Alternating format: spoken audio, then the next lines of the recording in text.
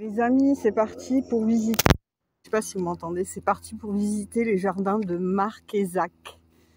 Les jardins de Marquezac. Alors, pour arriver jusque là, la nature est vraiment somptueuse. Et puis, bon, on va voir ça tout de suite. Hein. Allez, c'est parti. Voilà, je suis dans le château, j'allais dire n'importe quoi, dans les jardins de Marquezac. Et comme vous voyez, c'est très bien taillé, quoi. C'est beau. Bravo aux jardiniers, parce que franchement, c'est vraiment très, très beau.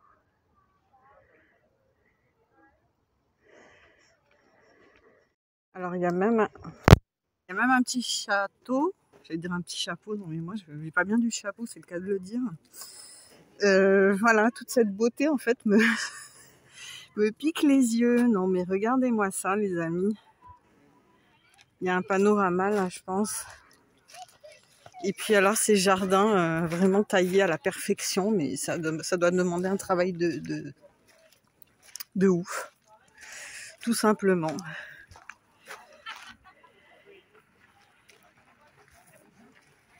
Alors il y a du monde, mais je pense que c'est pas encore l'heure de pointe puisque les jardins viennent d'ouvrir. Donc on va aller peut-être voir le château. Pour commencer.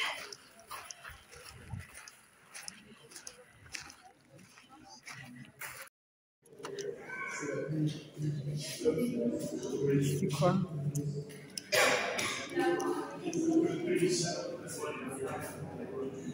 Ils ont un sponsor, j'ai pas compris. Je crois que c'est une exposition. Ah ouais.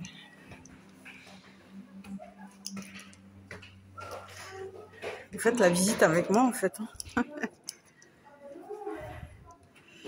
N'est-ce pas? C'est pas une belle pièce hein, avec le roi Louis XIV là? Non, je sais pas si c'est Louis XIV. Ouf. Non mais regardez-moi ça, vous verrez vivre là.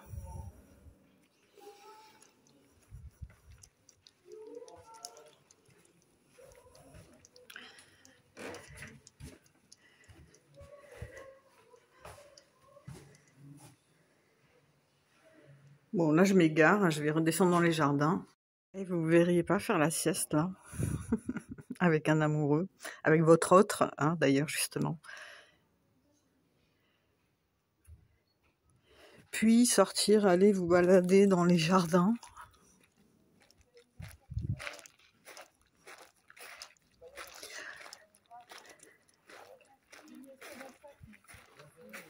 Non mais regardez-moi ce taillage de plantes tout de même. C'est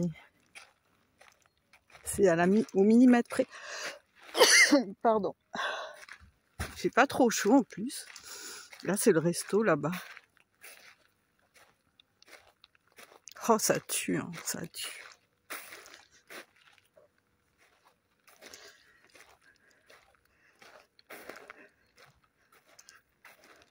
Oh il y a un pan. Il y a un pan là. Je sais pas si vous le voyez. On va aller le voir. Eh viens.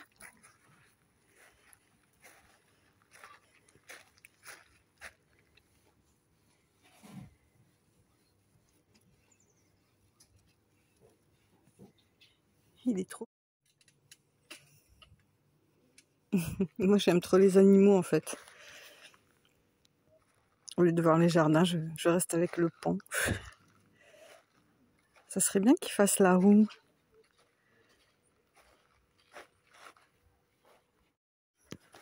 Faut que je vous dise aussi, l'odeur, ça sent trop bon quoi.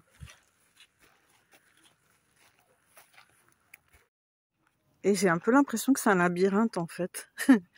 Ouais. Oh, c'est un labyrinthe en fait.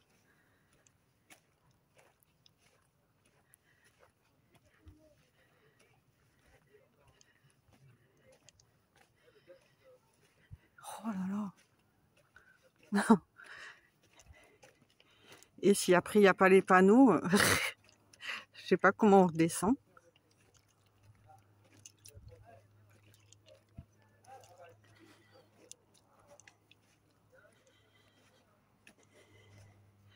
Ah ben oui, labyrinthe. Labyrinthe des enfants. Belvédère, accès facile, on va faire ça.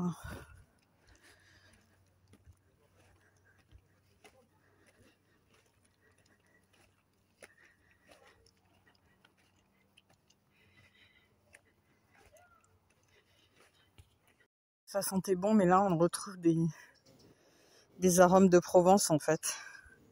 Alors qu'on est dans le Périgord noir profond, on retrouve du romarin, du thym. Je sais pas s'il est, j'ose pas trop le cueillir, mais peut-être une petite branche. Ouais, c'est aussi bon que chez nous, c'est pour ça que je disais qu'il y avait des bonnes odeurs.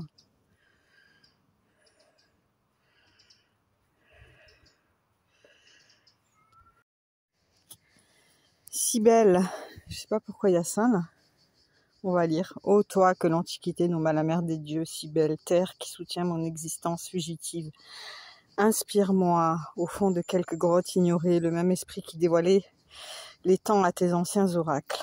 C'est pour toi que le soleil brille, que les vents soufflent, que les fleuves et les mers circulent. C'est toi que les heures, les zéphyrs et les néréides partent à l'envie de couronnes de lumière, de guirlandes de fleurs et de ceintures azurées. C'est à toi que tout ce qui respire suspend la lampe de la vie. Mère commune de tous les êtres, tous se réunissent autour de toi, éléments végétaux, animaux, tous s'attachent à ton sein maternel comme tes enfants. L'astre des nuits lui-même t'environne sans cesse de sa pâle lumière. Toi seul au milieu de ces grands mouvements présente l'exemple de la constance aux humains inconstants. Ce n'est ni les champs de la lumière, ni dans ceux de l'air et des eaux, mais dans tes flancs qui te font de la fortune et qui te trouvent un éternel repos. Ô terre berceau et tombeau de tous les êtres, en attendant que tu accordes un point stable à ma cendre, découvre-moi les richesses de ton sein, les formes ravissantes de tes vallées et de tes monts inaccessibles jusqu'à ce que mon âme, dégagée du poids de son corps, s'envole vers le soleil, où tu puisses toi-même une vie immortelle. Julien de Serval. C'est beau, c'est beau.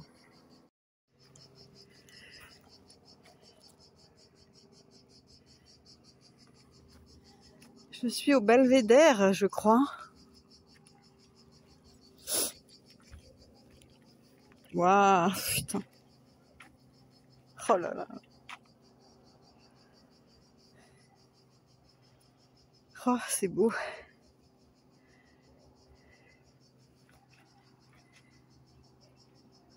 Et les amis, j'en prends plein les yeux.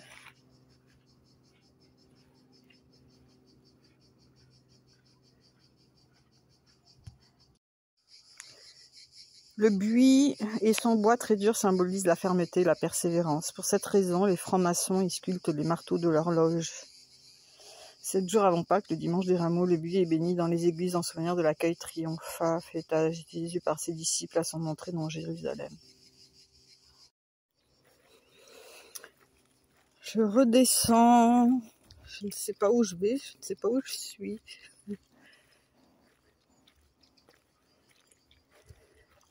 En tout cas, ces petits voyages seuls m'aura réservé parfois des angoisses, hein, c'est vrai. Des fois,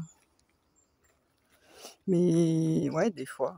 Mais des merveilles surtout, je regrette absolument pas. Je regrette absolument pas. Regardez-moi cette petite sculpture d'arbre là.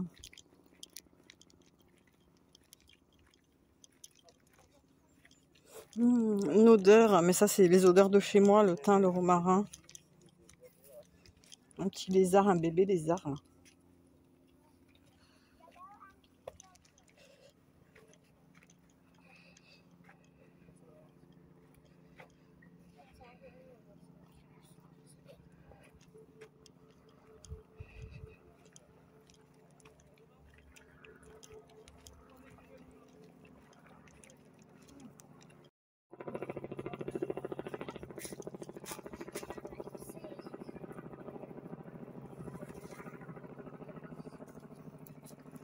Non, mais en fait, c'est un labyrinthe.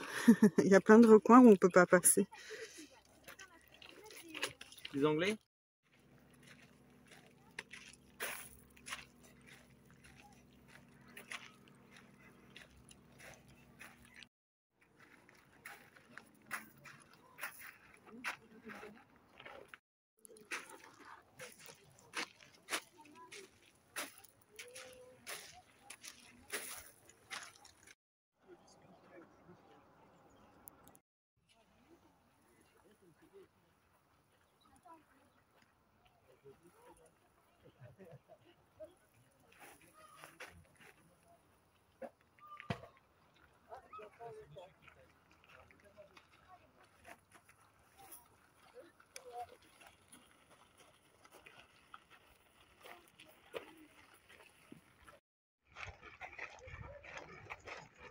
En fait, ce sont des jardins tout en buis de bastion, qui sont taillés 2 fois par an. Et c'est très romantique en fait.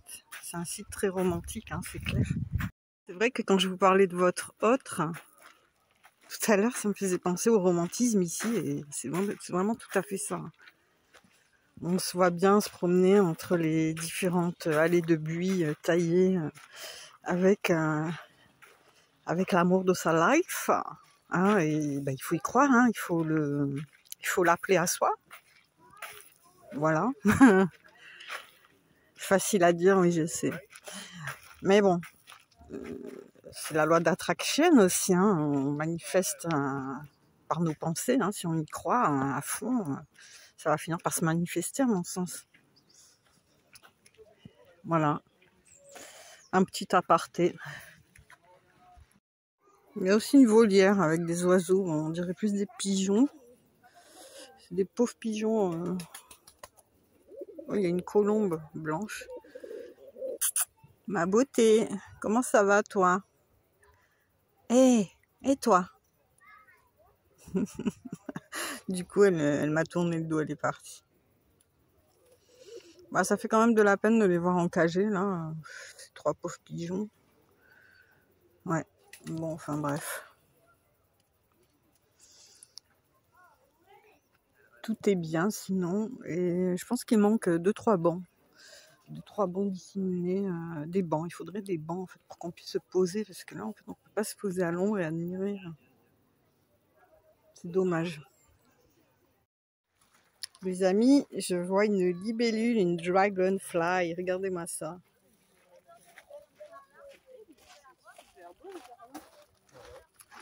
Une libellule verte, symbole de changement, Elles sont rapides. Je vous laisse aller voir la signification de la libellule. Elle est magnifique, hein.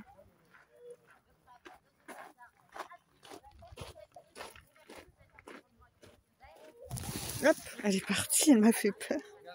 J'ai continué après la chapelle et là, on est dans un autre...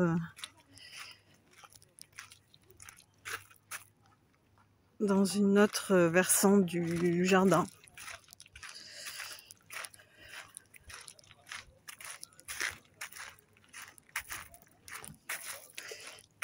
J'étais en train de penser que partir seul, finalement, ça recadre un peu les choses. Hein. Ça fait du bien de se retrouver, en fait.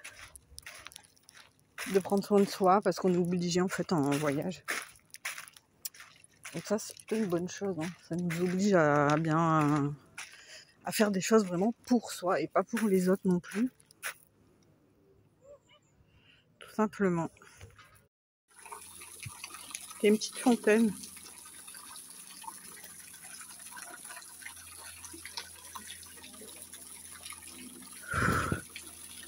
J'adore le bruit de l'eau.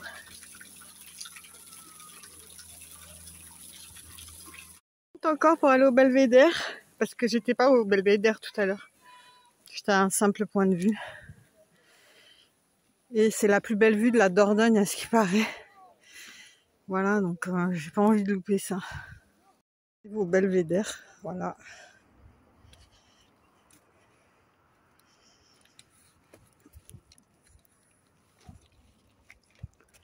Ah ouais, on voit le village de la Roque-Gajac de ce côté.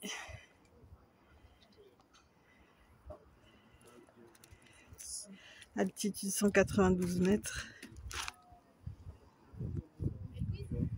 Une des plus belles vues du Périgord noir. C'est dingue la petite maison là.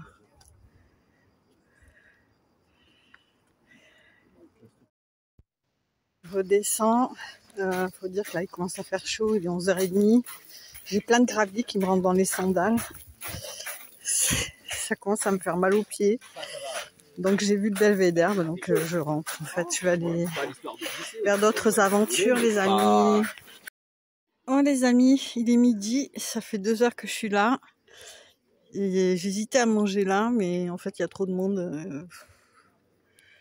J'ai pas envie. Donc ben voilà, je dis au revoir à ces superbes jardins. Très esthétiques, très romantiques. Et puis c'est un lieu que je vous conseille vraiment de visiter, les jardins de Marquessac en Dordogne, en Périgord noir. Voilà. Allez, à plus.